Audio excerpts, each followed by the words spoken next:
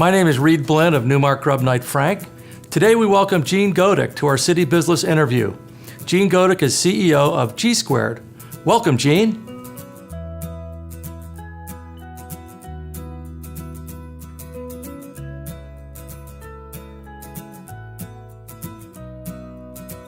We're not as outwardly facing as we should be. I mean,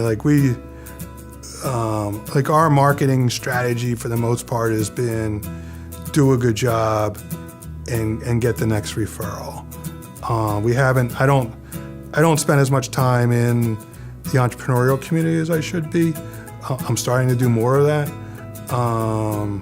But I think there's a lot of companies that'll get to $2, $3, $4, $5 million, but I don't know how many IPOs there are. I mean, if you think about the history of Philadelphia and IPOs, there's historically been, maybe there's one, maybe there's two a year. It's never been more than that, other than the 98 to 2000 time frame.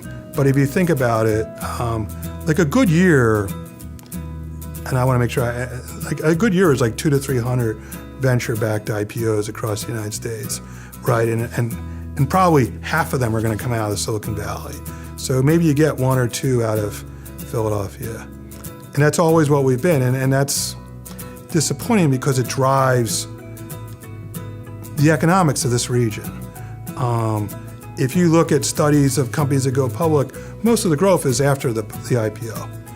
And that's where all the jobs get created and other things. I mean, and a vertical net may be an anomaly, but maybe we were a couple hundred people when we were at the IPO date.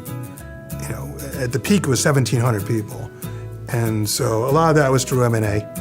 But a lot of the growth of these companies occur post-IPO. I mean, if you think of it in terms of how big Google was pre-IPO versus today, or how big any of these companies are compared to when they're, the successful public companies, most of that growth comes afterwards.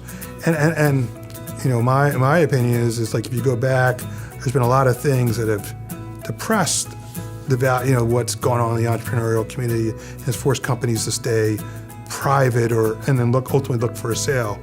You have Sarbanes-Oxley, you have what's happened to D&O insurance, you have the loss of a lot of the tech investment banks, whether it's the Hambrechts and Quists or the Volpes, they all got bought by the large investment banks and got swallowed up. So there's not as much catering early on. I mean, if you think about it, Intel went public when I think they were about $30 million.